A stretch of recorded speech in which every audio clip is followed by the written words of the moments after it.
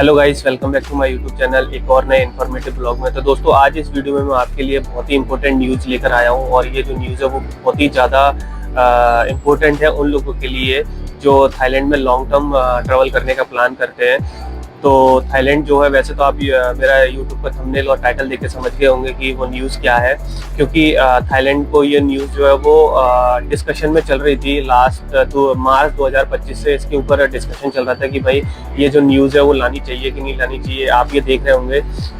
तो थाईलैंड ने बट ये है अभी ऑफिशियली इसका अनाउंसमेंट तो कर दिया है कि भाई ये जो न्यूज़ है वो बहुत जल्दी जो है वो ग्राउंड पे एक्टिवेट होने वाली है या फिर पब्लिक डोमेन में आने वाली है, क्योंकि इस चीज़ के कारण जो है वो थाईलैंड के अंदर बहुत ज़्यादा इलीगल एक्टिविटीज़ होने लगी, बहुत ज़्यादा चीज़ें हाथ से निकलने लगी। तो थाईलैंड को लगा कि भाई अब ये चीज़ें वो वापस करनी चाहिए, क्योंकि थाईलैंड की पॉलिसी कभी एक स्टेबल नहीं रह सकती। उनका जब मन करे तब नई पॉलिसी बना देते हैं, जब मन करे कुछ नई चीज़ लेके आ जाते हैं। तो आज इस वीडियो में मैं आपके साथ शेयर करने वाला हूँ डिटेल में कि भाई ये पॉलिसी जो है वो क्या है, प्लस इस न्यूज़ से क्या कारण है कि थाईलैंड को ये जो है वो स्टेप लेना पड़ा। तो सबसे पहले हम बात करते हैं भाई इस न्यूज़ के बारे में कि वो न्यूज़ क्या है।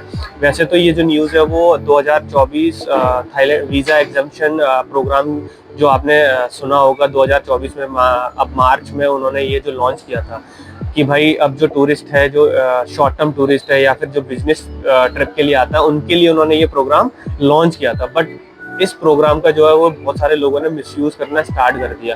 भाई यहाँ पे as a short term tourist दिखा के यहाँ पे इलीगल एक्टिविटीज में इन्वॉल्व होने लगे। तो थाईलैंड ने इस ईयर 2000 अप्रैल या फिर मई, क्योंकि संक्रांत था, उन्होंने सोचा था कि संक्रांत में ही इसको एक्टिवेट कर दें या फिर लॉन्च कर दें, बट उन्होंने ऐसा नहीं करा क्योंकि संक्रांत में उनका टूरिस्ट जो है वो थाईलैंड में बहुत ज़्यादा आता है। तो इसके लिए उन्होंने उसको होल्ड कर दिया और उसके ऊपर उसको पेंडिंग में छोड़ दिया। बट अभी उन्होंने जो है फाइनली ऑफिशियली इसको अप्रूवल दे चुके हैं। बट अभी एक ऑफिशियल डेट नहीं आई है कि भाई ये जो न्यूज़ है, ये जो 60 डेज टू 30 डेज वाली जो न्यूज़ है वो कब जाके लॉन्च होगी। हो सकता है वो इस वीक में हो जाए या फिर नेक्स्ट वीक में, पता नहीं है। अभी इसका कोई ऑफिशियली डेट नहीं है, तो सोचा आपके साथ ये न्यूज़ शेयर की जाए। वैसे आप देख रहे होंगे मैंने गूगल पे सिर्फ देखा है कि भाई 60 डेज वीज़ा जो to 30 days Thailand visa on arrival, तो आप देख सकते हो उसमें यस लिखा हुआ आया है। तो ये ऑफिशियली कंफर्म हो चुका है। अब बात करते हैं कि थाईलैंड को ये न्यूज़ जो है, ये जो स्टेप है वो क्यों लेना पड़ा। इसका सबसे बड़ा कारण क्या है कि भाई थाईलैंड जो है वो 60 डेज को 30 डेज में कन्वर्ट करने जा रहा है, कि इससे तो थाईलैंड का लॉस भी हो सकता है। तो सबसे बड़ा यहाँ पे दो फैक्टर है जो मैं आपको बताऊंगा। सबसे बड़ा फैक्टर, पहला फैक्टर क्या है, चाइनीज टूरिस्ट का। क्योंकि आपने सुना होगा इस साल एक चाइनीज किडनैपिंग हो गई थाईलैंड के अंदर। जो फेमस एक्टर था उसकी किडनैपिंग का जो है वो केस आया, तो जिसके कारण थोड़ा सा चाइनीज टूरिस्ट डरने लगा यहाँ पे आने के लिए। प्लस दूसरा फैक्टर क्या है कि चाइनीज टूरिस्ट जो है वो इलीगल एक्टिविटीज में ज़्यादा इन्वॉल्वमेंट होने लगा, जैसे कि आपका fake call centre, fake illegal जो गैम्बलिंग गेम्स होते हैं, गैम्बलिंग वेबसाइट होती है, उसके अंदर यहाँ पे चाइनीज टूरिस्ट बहुत ज़्यादा इन्वॉल्व होने लगा। बहुत ज़्यादा यहाँ पे चाइनीज टूरिस्ट की एक्टिविटीज़ बढ़ने लगी इस चीज़ के रिगार्डिंग। तो थाईलैंड ने जब यहाँ पे उनके ऊपर एक्शन लेना स्टार्ट किया, चीज़ें बढ़ी और ज़्यादा, तो थाईलैंड ने उनकी जो पॉलिसी है 60 डेज वाली चाइना के ऊपर, उन्होंने उसको रिड्यूस करके 30 डेज कर दिया।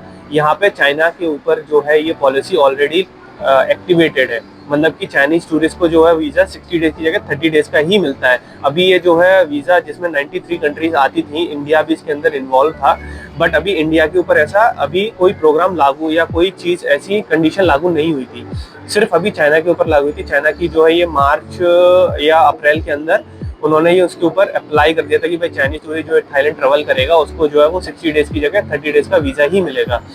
बट अब जो है उन्होंने ये 92 कंट्रीज के लिए भी वो प्लान कर रहे हैं कि भाई वापस आप जो है 30 डेज में ही जाइए। आप नहीं कर सकते कि भाई थाईलैंड जो है आपको ऑफर करे कि आप 60 डेज के लिए एलिजिबल रहो। ये एक सबसे बड़ा कारण है। अब इसके बाद दूसरा सबसे बड़ा कारण क्या है इस चीज़ को लेने का, करने का, यहाँ पे फेक कॉल सेंटर वाला सिस्टम, ह्यूमन ट्रैफिकिंग जो होती है ना उसका लेना, लोगों को गलत चीज़ें देके यहाँ पे फंसाया जाना।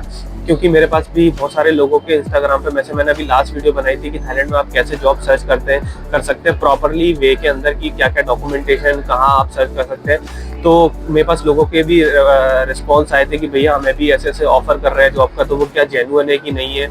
ये सारी चीज़ें मैंने उस वीडियो में भी बताया, तो आप वो वीडियो जाके देख सकते हैं कि भाई आप थाईलैंड में कैसे जॉब सर्च कर सकते हैं। तो यहाँ पे क्या होता है कि बहुत सारे चाइनीज़ हो गए या फिर जो दूसरे लोग हो गए, यहाँ पे क्या है इंडिया, पाकिस्तान, बांग्लादेश, नेपाल, श्रीलंका, यहाँ के लोगों को जो है वो हायर करते हैं, बोलते हैं कि भाई आप यहाँ पे आ जाओ, हम आपकी जॉब लगवा देंगे 40-50 हज़ार बाद की, जिसमें आपको कोई इंटरव्यू नहीं देना, खाना रहना खाना आपको जो वो कंपनी देगी।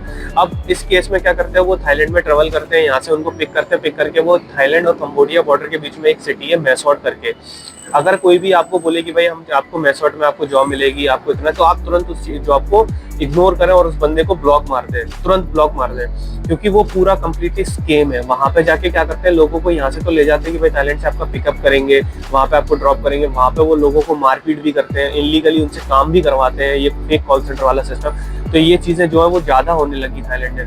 प्लस अभी रिसेंटली इंडिया ने, इससे पहले भी 6 मंथ और 5 मंथ्स पहले भी इंडिया ने बहुत सारे जो है वो वहाँ से रेस्क्यू किए थे और उनको इंडिया भी सेफली पहुंचाया था। अभी 2-3 दिन पहले भी फिर से ही इंडियन यहाँ की जो इंडियन एम्बेसी है वहाँ से उन्होंने 15-20 लोगों को मैसोट से, जो थाईलैंड और कंबोडिया के बीच में जो बॉर्डर पर लगता है मैसोट, वहाँ से उन्होंने 15-20 लोगों को फिर रेस्क्यू किया है। या आप मेरे स्क्रीन पे इंडियन एम्बेसी का जो फेसबुक पेज है उसकी फोटो आप देख सकते हैं।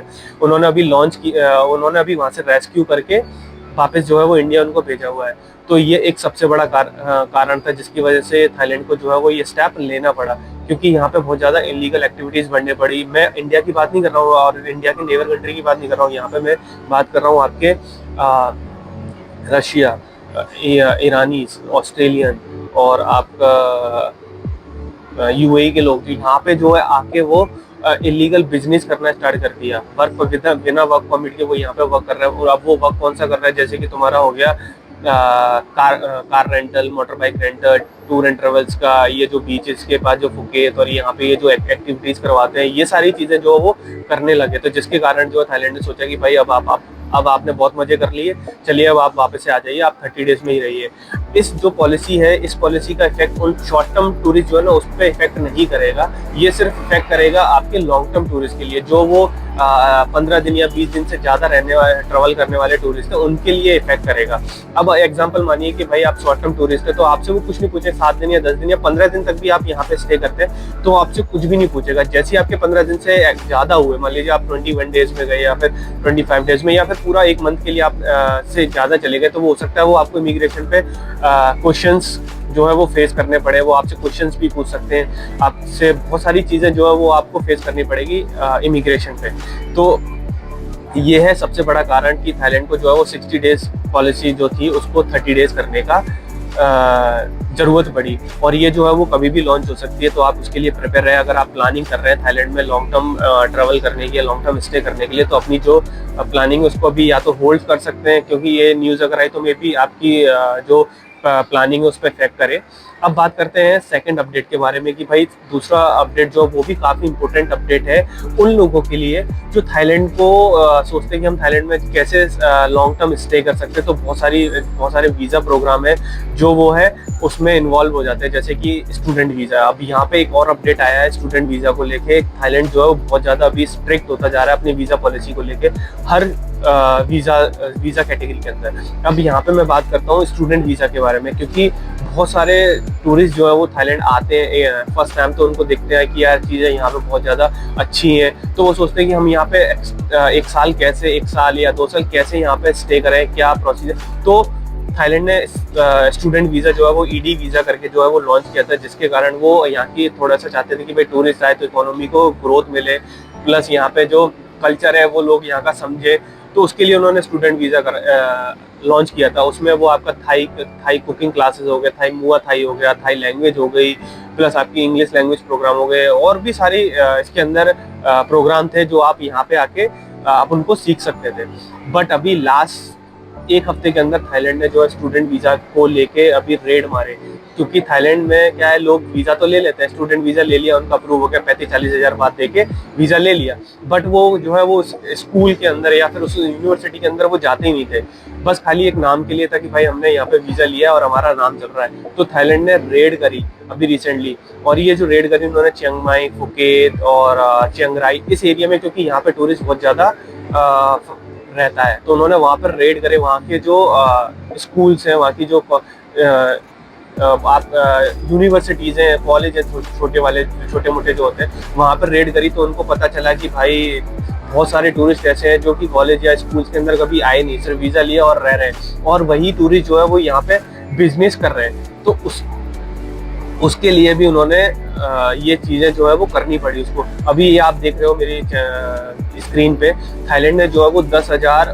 जो स्टूडेंट वीज़ा जो है कैंसिल किया, उनको रिवोक किया कि भाई आप जो है वो एलिजिबल नहीं हो। उनके ऊपर उन्होंने बहुत ही स्ट्रिक्ट रुख अपनाया है कि भाई अब आप निकलो यहाँ से। तो यहाँ पे मैं आपको सजेस्ट करूँगा कि भाई अगर आप थाईलैंड में टूरिस्ट वीज़ा, वो स्टूडेंट वीज़ा या फिर ईडी वीज़ा के बारे में सोच रहे हैं, तो आप उसके बारे में थोड़ा सा फोकस या फिर थोड़ा सा ध्यान देके सोचेगा। अगर आप सच में ही थाईलैंड के अंदर थाई कुकिंग, थाई मुआ थाई या फिर अगर थाई लैंग्वेज सीखने के लिए ही आ रहे हैं तो ही अप्लाई करें।